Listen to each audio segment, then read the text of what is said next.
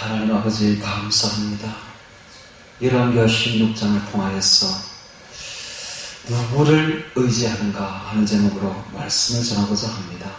하나님께서 이곳에 임하셔서 우리에게 이 말씀의 깊은 뜻을 알려주옵시며 진정 아하스를 본받지 아니하고 관계로 여겨서 하나님만 의지하고 예수님만 의지하는 우리 모두가 되게 하여 주시옵소서. 예수님 이름으로 기도합니다. 아멘.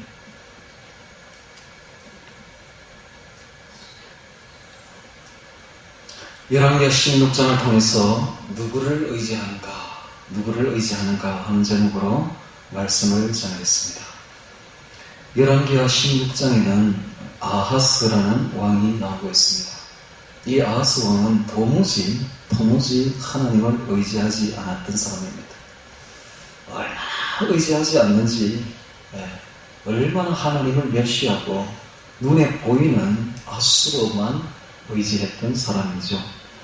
그의 행적을 이렇게 보면서 큰 감개를 받게 됩니다. 우리는 이렇게 하지 말아야지 하는 그 역사의 기록이죠.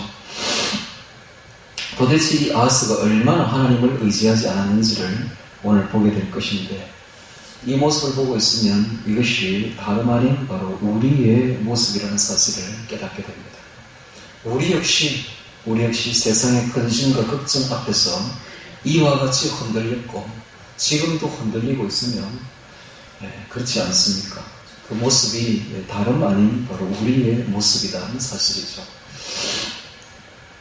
같이 한번 열왕기하 16장을 보면서 아하스 왕을 보도록 하겠습니다. 1절에 르말리아의 아들 베가 17년에 북이스라엘의 베가 왕 17년에 유다 왕 요담의 아들 아하스가 왕이 되니 아하스가 위에 나아갈 때는 나이 20세라. 예루살렘에서 16년을 치리하였으나 그 조상 다윗과 같지 아니하여 그 하나님 여호와 보시기에 정직히 행하지 아니하고 되어 있습니다. 글자가 20세가 좀 오기가 있습니다. 20세가 아니라 사실은 25세예요. 25세. 만약에 20세라면 16년을 치리했으니 그의 나이 36세 때에 히스기야 왕이 25세에 즉위했으니까 11살에 히스기야를 낳았다는 이야기인데 말이 안 되죠. 그래서 오기다 25세로 고치면 됩니다. 25세 정도 되면 그래도 16살에 애를 낳았다 하면 말이 되죠. 어쨌든 이 히스기야가 아주 아하스가 일찍이 히스기야를 낳은 것은 사실이고, 어쨌든 그가 기록하기를 한마디로 말하면 조상 다윗과 같이 아니했다. 신앙이 여호와 보시기에 정직히 행하지 않았다라고 기록하고 있습니다. 3절에는 이스라엘 여러분의 길로 행하여 또 여호와께서 이스라엘 자손 앞에서 쫓아내신 이방 사람의 가증한 일을 본받아서 자기 아들을 불 가운데로 심지어 지나가게 하며 몰래 우상이죠. 하나님께서 우상 숭배 중에 가장 싫어하는 게 바로 몰래 우상입니다. 몰래 우상은 아이를 불 가운데로 지나가게 하는 우상이죠. 몰래 신을 보면은 청동으로 만들었는데 속이 텅 비어 있습니다. 앞을 이렇게 두 팔을 앞으로 내고 있는데 밑에서 불을 떼죠. 그럼 이 청동이 벌겋게 달구어집니다. 그러면 팔도 벌겋게 달구어진 그 팔 위에다가 산채로 아이를 그냥 턱 얹는 거예요. 그럼 아이가 불에 살라져가 죽게 됩니다. 인신제사죠. 인신제사를 드리는 아주 흉악한 우상숭배가 있었는데 이게 바로 모압의 몰렉신입니다. 근데 문제는 이 몰렉신이 오늘날 일루미나티들이 비밀리에 지금까지 행하고 있습니다. 그걸 그대로 본받아가지고 지금 방영된 걸 보면 몰렉신이 지금은 어떤 현상이냐면 부엉이 현상이에요. 부엉이처럼 이렇게 큰 부엉이 청동으로 만들어가지고 밑에서 불을 뗍니다. 여기다가 애를 데리고 가가지고 산채로 그 앞에 올리게 됩니다. 근데 그 부엉이 행상이 어디 있냐면 1달러짜리 뒤에 보면 조그맣게 그려져 있어요. 부엉이 행상. 1달러짜리 한번 찾아보시기 바랍니다. 딱 있습니다. 일루미나티들이 돈을 만들 때에 자기들의 몰래 우상신을 이렇게 만든 것이죠.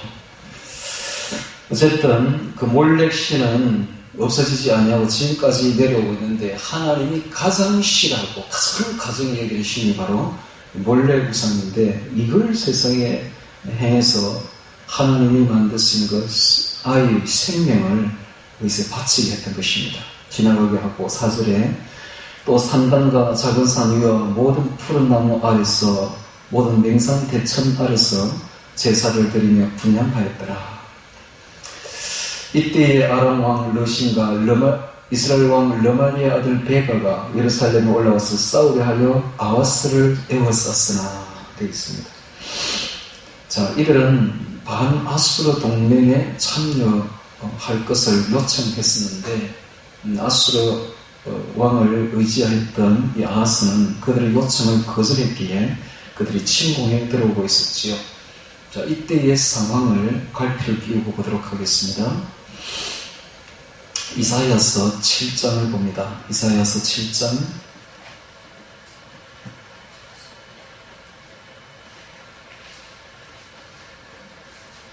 이사야서 7장에 이때의 상황이 아주 리얼하게 적혀있죠. 7장 1절부터 읽겠습니다. 우시아의 손자여 요담의 아들인 유다왕 아하스 때에 아람왕 르신과 르말리아 아들 이스라엘 왕 베가가 올라와서 예루살렘을 쳤으나 능히 이기지 못하니라.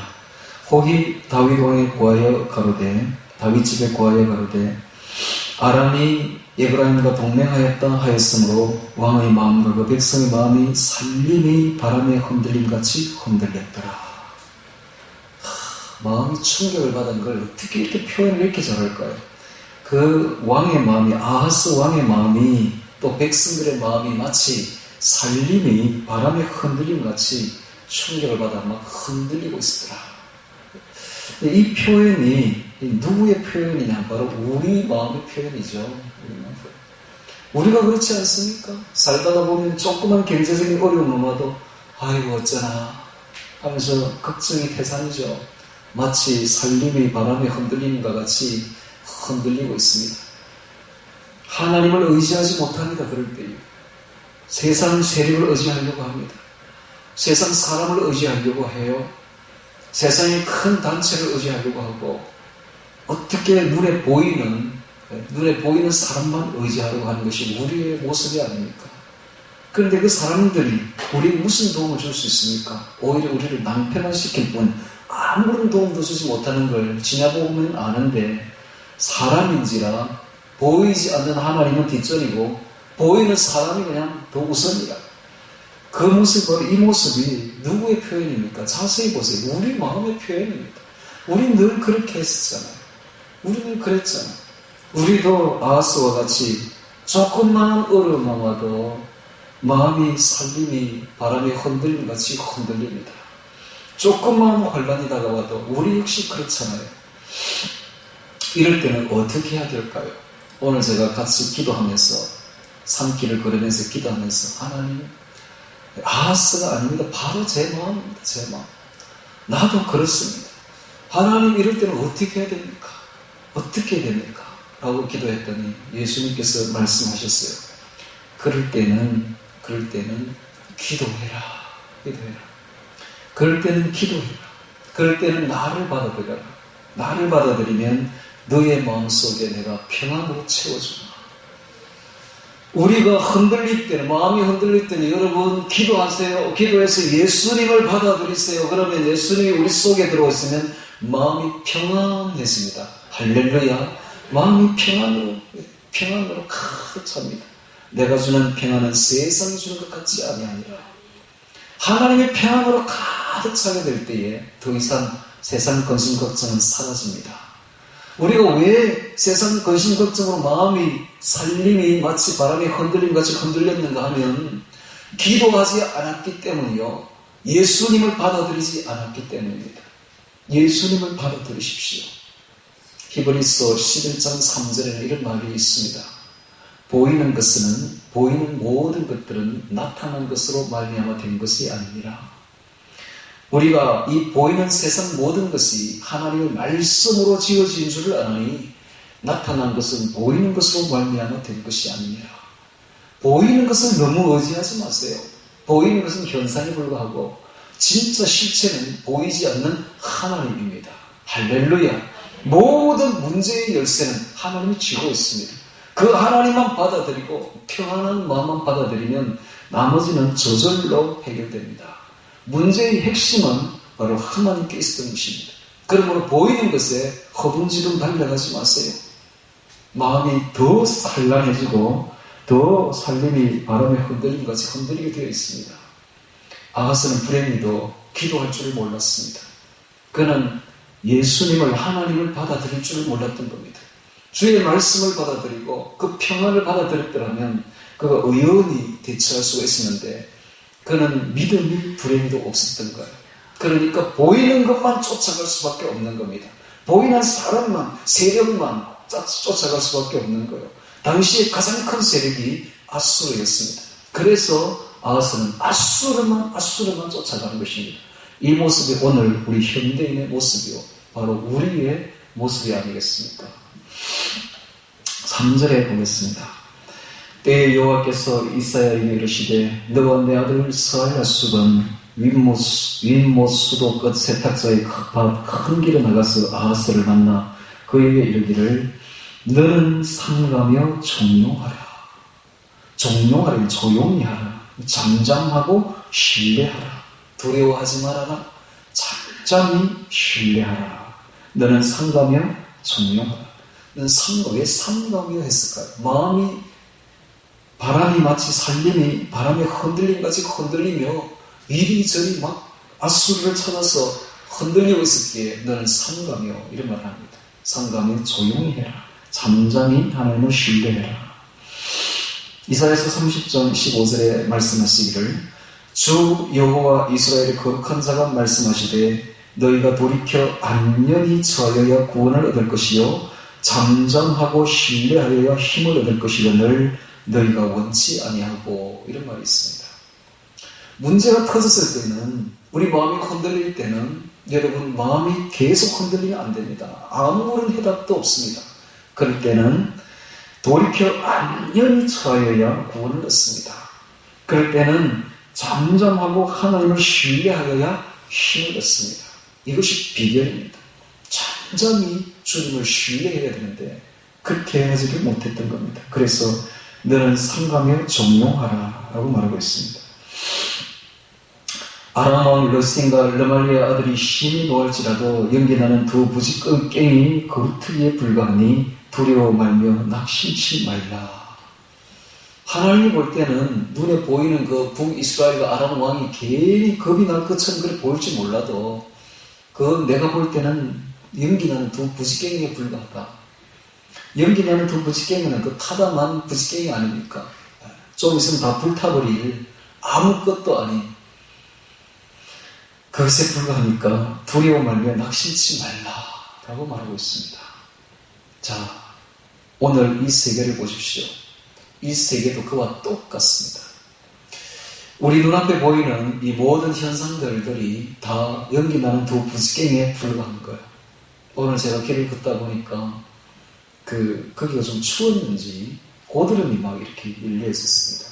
산에 사진을 찍어봤는데 그래서 고드름을 보는 순간에 주님이 말씀하세요. 너 고드름이 보이느냐?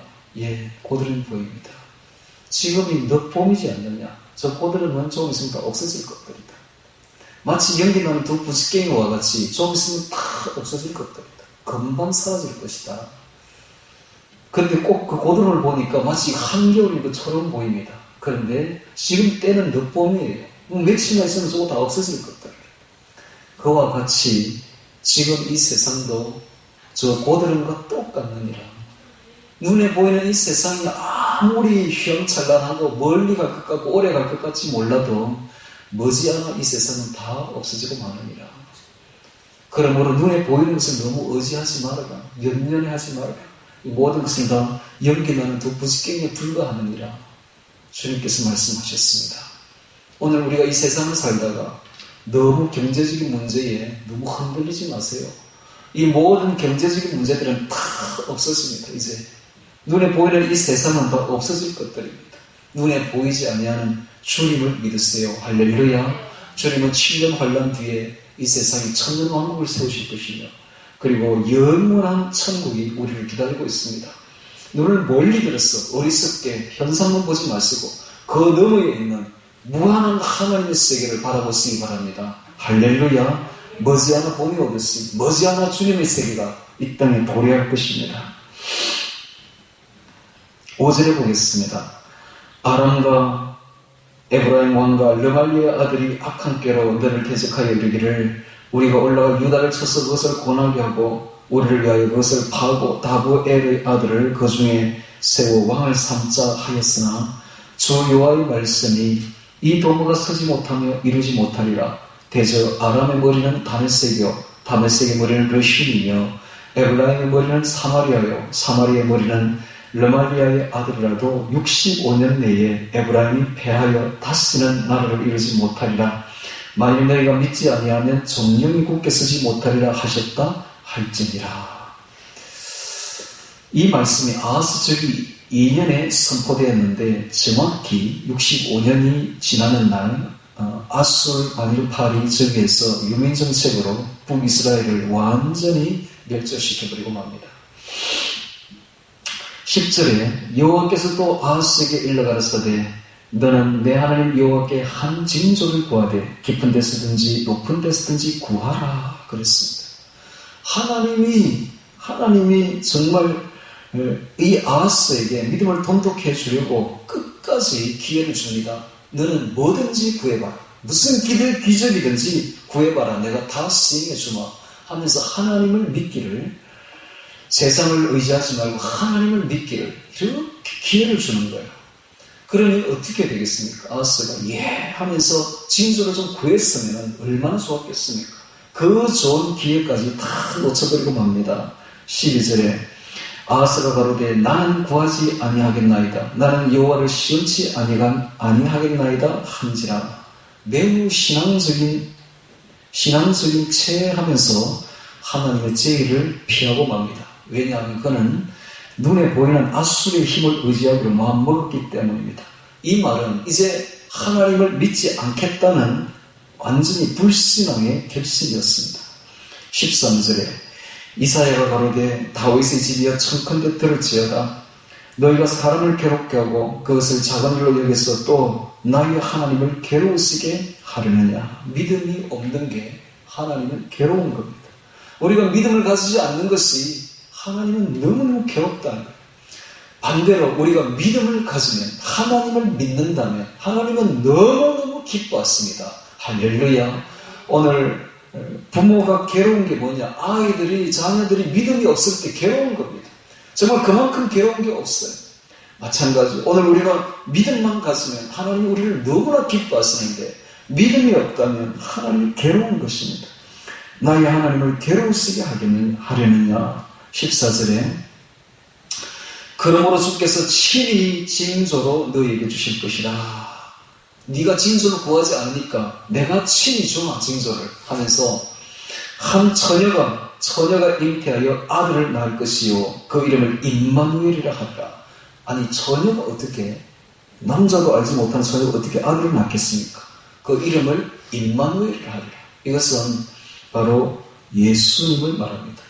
예수님의 성육신과 부활과 성천은 최고의 징조죠. 징조 중에 징조지요. 그래서 최고의 징조를 하나님이 말씀하셨습니다. 그가 악을 버리며 선을 택할 줄 알 때에 미쳐 빛 버터와 꿀을 먹을 것이라. 대저 이 아이가 악을 버리며 선을 택할 줄 알기 전에 너의 미워하는 두 왕의 땅이 패한바되리라. 여호와께서 에브라임이 유다를 떠날 때부터 당하여 보지 못한 나를 너와 내 백성과 내 아비 집에 임하게 하리니 곧 아수르 왕에 오는 날이니라. 그날에는 여호와께서 애굽 하수에서 먼 지경의 파리와 아수르 땅에 벌을 부르시리니. 지금 하나님이 무슨 말씀을 하고 있습니까? 네가 그렇게 믿고 의지한 그 아수르가 오히려 너한테 와가지고 너를 완전히 해파시켜버리고 파멸시켜버릴 것이다 라고 말하고 있는 것입니다. 오늘 우리가 세상 세력을 의지하고 믿으면 도리어 그것이 우리에게 도끼가 되어서 우리를 친다는 사실을 알아야 됩니다. 믿는 도끼에 반드시 발등 찍힙니다. 그러므로 세상 세력을 믿지 마시고 오직 하나님만 믿기 바랍니다. 할렐루야. 아수르 땅의 벌을 부르시니 다 와서 거친 골짜기와 바위 틈과 가시나무 울타리와 모든 초장에 앉으리라. 그날에는 주께서 하수저편에서 세뇌온 삭도 곧 아수르 왕으로 내 백성의 머리털과 발털을 미실 것이요 수염도 깎으시리라. 아수르 왕을 뭐라고 표현합니까? 세뇌온 삭도라고 합니다. 세를 내고 빌려온 삭도는 쉴 틈이 없죠. 속담에 이런 말이 있습니다. 세뇌온 소는 똥쌀 틈도 없다. 세뇌온 소는 똥쌀 틈도 없습니다. 세를 주고 빌려왔으니 쉴 새 없이 사용해야죠. 마찬가지로 아수르 왕이 얼마나 이스라엘을 파멸시킬 것인지를 이와 같이 표현하고 있습니다. 21절에 그날에 사람이 한 어린 암소와 두 양을 기다리니 그 내는 젖이 마름으로 버터를 먹을 것이라. 무려 그 땅 가운데 남아있는 자는 버터와 꿀을 먹으리라. 전하로 농사를 못할 것임을 이렇게 표현합니다. 그날에는 천주의 언 1,000개의 같이 되는 포도나무 있던 곳마다 값진 포도원이 있던 곳마다 진료와 형극이 날 것이라. 온 땅에 진료와 형극이 있으므로 살과 활을 가지고 그리로 갈 것이요 보석으로 갈던 산에도 비옥한 농사 짓는 땅에도 진료와 형극 가득에 두려워서 그리로 가지 못할 것이요 그 땅은 소를 보며 양을 밟는 곳이 되리라. 하나님이 떠나게 되면 악한 자들이 와서 거하게 되겠죠. 8장 1절에 보면 여호와께서 내게 이르시되 너는 큰 섭판을 취하여 그 위에 통용 문자로 마할살랄 하스바스라 쓰라. 노략이 속하다. 급속히 약탈이 있을 것이다 라고 쓰라. 내가 진실한 증인 제사장 우리아와 여베레기야의 아들 스가라를 불러 증거하게 하리라 하시더니 내가 내 아내와 동침하며 그가 잉태하여 아들을 낳은지라. 여호와께서 내게 이르시되 그 이름을 마할살랄 하스바스라 하라. 이는 이 아이가 내 아빠 내 엄마라 할 줄 알기 전에 생후 3년 전에 다메섹의 재물과 사마리아의 노략물이 아수르 왕 앞에 옮긴 바 될 것이니라. 여호와께서 다시 내게 일러 가르사대 이 백성이 천천히 흐르는 실로암 물을 버리고 르신과 르말리의 아들을 기뻐하나니 라고 말하고 있습니다. 천천히 흐르는 실로암 물, 즉 하나님의 생명의 역사는 천천히 그리고 고요히 흐른다는 사실입니다. 하나님의 생명의 역사는 생명수는 그 말씀 생명의 길은 천천히 고요히 흐릅니다. 이것이 바로 하나님의 역사의 특징입니다. 그런데 사람들은 이것을 버리고 르신과 르말리의 아들을 기뻐한다 그랬습니다. 르신의 힘을 부러워하고 그 힘을 눈에 보이는 것을 따라가려고 한다는 것이죠. 그러므로 내가 흉룡하고 창이란 큰 하수 곧 아수르 왕과 그 모든 위력으로 그들 위에 덮을 것이라. 그 모든 고래 차고 모든 언덕에 넘쳐 흘러 유다에 들어와서 창이라고 목에까지 미치리라. 임마누엘이여 그의 펴는 날개가 내 땅에 편만하리라 하셨느니라. 네가 그렇게 아수르 왕을 믿고 있으니 아수르 왕이 와서 완전히 회파를 시켜버릴 것이다 라고 말하고 있는 것입니다. 자, 다시 열왕기하 16장으로 넘어옵니다. 자, 5절부터 또다시 보겠습니다. 이때에 아람 왕 르신과 르말리아의 왕 이스라엘 왕 르말리아의 아들 베가가 예루살렘에 올라와서 싸우려 하여 아하스를 에워쌌으나 이기지 못하니라. 당시에 아람 왕 르신이 엘랏을 회복하여 아람에 돌리고 엘랏이 나오는데 이 엘랏은 아카바만 에시온 게벨 부근에 있는 중요 항구입니다. 엘랏을 회복하여 아람에 돌리고 유다 사람을 엘랏에서 쫓아내었고 아람 사람이 엘랏에 이르러 가하여 오늘날까지 이르렀더라. 아하스가 아수르 왕 디글라필레셀에게 사자를 보내어 이르되 자, 이것은 이사야가 엄히 경고했던 일이죠. 그렇게 하지 말라고. 아수르 왕을 의지하지 말라고. 하나님을 의지하라고. 그렇게 일렀거늘 그가 그것을 어기고 결국은 사자를 보냅니다. 나는 왕의 신복이요 왕의 아들이라. 이제 아람 왕과 이스라엘 왕이 나를 친히 천간에 올라와서 나를 그 손에서 구원하소서. 하나님을 의지하지 못하고 보이는 세력을 의지하는 아하스. 그 아하스는 충분히 우리가 이해할 만하죠. 우리도 그렇습니다. 우리도 보이지 않는 하나님은 뒷전이고 보이는 세력이 앞에 있는지라 그 세력을 의지하려고 얼마나 많이 합니까? 하나님이 그래 하지 말라 해도 아하스는 그렇게 했습니다. 그렇게 갔던 이 아하스가 결국은 어떻게 됐는가? 그것을 적어놓고 있는 것이죠. 8절에 보니까 여호와의 전과 왕궁 곳간에 있는 은금을 취하여 아수르 왕에게 예물로 보냈더니 아수르 왕이 그 청을 듣고 올라와서 다메섹을 쳐서 취하여 그 백성을 사로잡아 길로 옮기고 르신을 죽였더라. 이후에 이 아람은 아수르 왕에게 완전히 멸망당해서 아수르 한 지방으로 전락하고 말았었고 그 백성을 한 3만 명 정도 노예로 끌고 간 적이 있었습니다. 예루살렘이 함락됐을 때 포로 숫자가 4,600명이었습니다. 거기에 비하면 엄청난 숫자죠. 10절에 아하스 왕이 아수르 왕 디글랏 빌레셀을 만나러 다메섹에 갔다가 이 다메섹은 바로 아람 나라의 수도였는데 여기에 원정차 아수르 왕 디글랏 빌레셀이 오는 것을 알고 그곳에 조공을 바치고 충성을 맹세하려 다메섹에 간 것입니다. 갔다가 거기 있는 단을 보고 드디어 그 구조와 제도의 시경을 그려서 제사장 우리아에게 보내었더니 아하스 왕이 다메섹에서 돌아오기 전에 제사장 우리아가 아하스 왕이 다메섹에서 보낸 모든 것대로 단을 만든지라. 아수르 왕의 환심을 사기 위해서 아수르 왕이 섬기는 그 제단을 그대로 본떠서 만든 것입니다. 12절에 왕이 다메섹에서 돌아와서 단을 보고 단 앞에 나아가 그 위에 제사를 드리되 자기의 번제와 소제를 불사르고 전제를 붓고 수원제 짐승의 피를 단에 뿌리고 수원제는 화목제를 말하고 있습니다.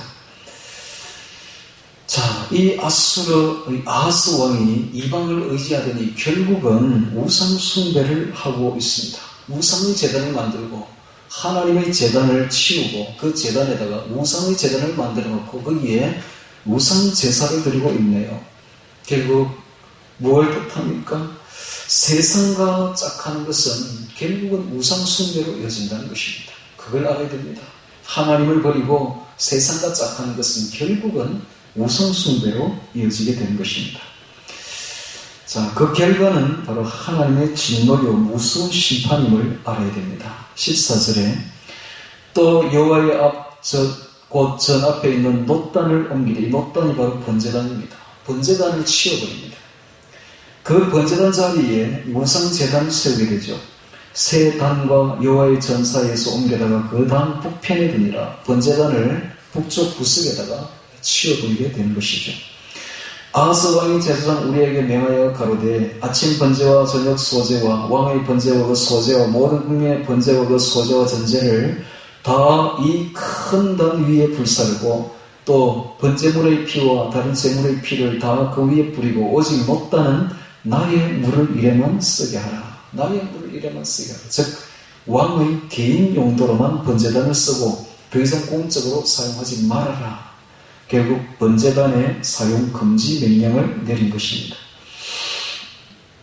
즉 이것은 성전 예배를 이제는 완전히 거부하고 있는 데까지 나아가고 있습니다. 17절에 아하스 왕이 물두멍 받침의 옆판을 떼어내고 이제 나아가 가관입니다. 하나님의 성전 기물까지 파괴하고 있습니다. 물두멍을 파괴합니다.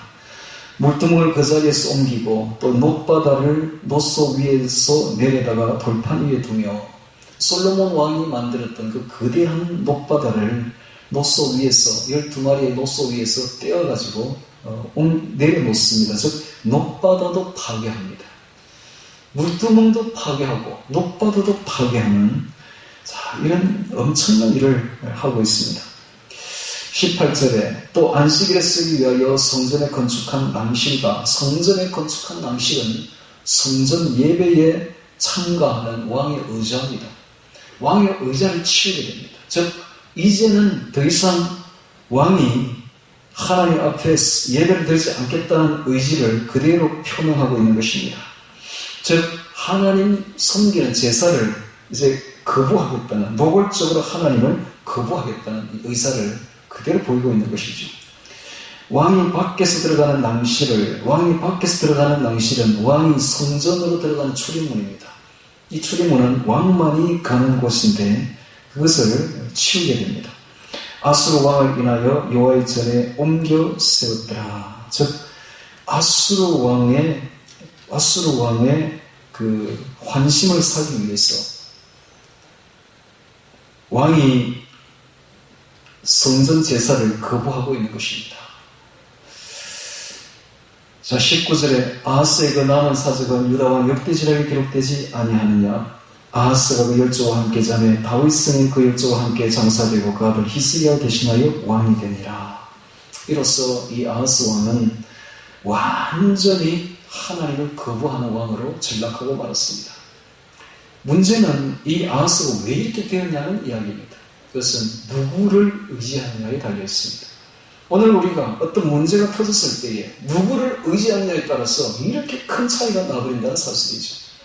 문제가 터지고 마음이 심란해지면 여러분 기도하세요.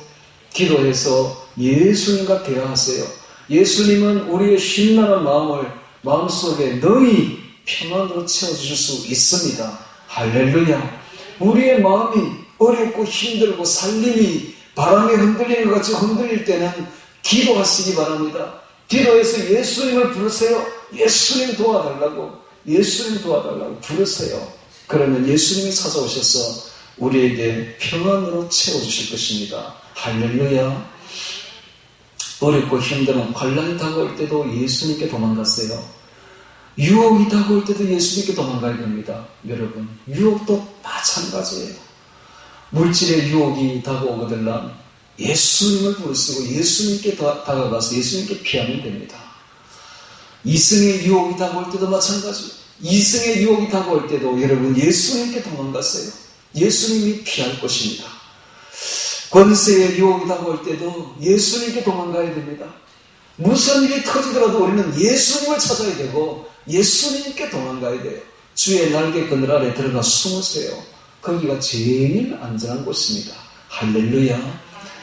하여튼 남풍이 불어오든지 유혹의 남풍이 불어올 때든지 혹은 환란의 북풍이 불어올 때든지 언제나 우리는 그때는 예수님께 다가가야 됩니다. 예수님께 다가가서 예수 향기를 날려야 됩니다. 동남풍아 불어라.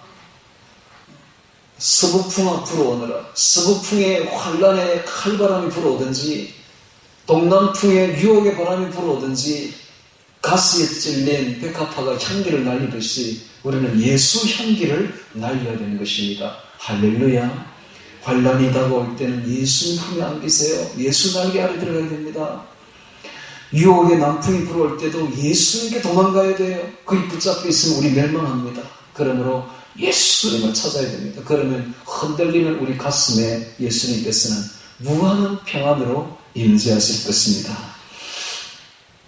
예수님이 요한복음 16장 33절에 말씀하시기를 이것을 너희에게 이르면 너희로 내 안에서 평안을 누리게 하려 함이라. 세상에서는 너희가 환난을 당하나 담대하라. 내가 세상을 이겼노라 했습니다. 그러므로 우리는 언제나 주님께 기도하여 평안한 마음을 주님으로부터 얻기를 바랍니다. 하나님은 모든 것을 알고 계시며 이 세상에 있는 나타난 모든 것들은 보이지 않는 하나님이 다 지은 것이므로 문제의 열쇠는 핵심은 하나님이 쥐고 있습니다. 하나님만 부르고 하나님께 도망가면 모든 문제는 스스로 저절로 해결되어 버립니다. 그러므로 걱정하지 마시고 흔들릴 때는 마음이 흔들릴 때는 주님께 다가가서 주님을 의지합시다. 할렐루야. 아하스가 그렇게 하지 못했던 거예요. 불행히도 그게 안 되는 거예요. 주님께 달려가지를 못했고 주님을 믿지를 못했고 주님을 의지하지를 못했기에 세상 세력을 의지할 수밖에 없었고 결국은 우상숭배자가 되고 하나님을 거부하는 데까지 이르게 되고 결국은 멸망하고 파멸되고 말았습니다. 간단한 문제부터 시작합니다. 불신은 오늘 우리가 마음이 흔들릴 때는 주님께 다가가서 주님을 받아들이세요. 주님은 우리에게 얼마든지 평안으로 채워주실 것입니다. 우리가 주님께 다가갈 때 하나님은 기뻐 우리를 받으시며 우리와 동행하실 것입니다. 할렐루야. 환난이 올 그때가 바로 주님을 만날 때입니다. 유혹이 바람이 불어올 그때가 바로 주님과 대화할 때요, 주님과 동행할 때입니다. 그때 주님을 부르시며 주님과 동행하시기를 주의 이름으로 축원합니다. 다 같이 기도드리겠습니다.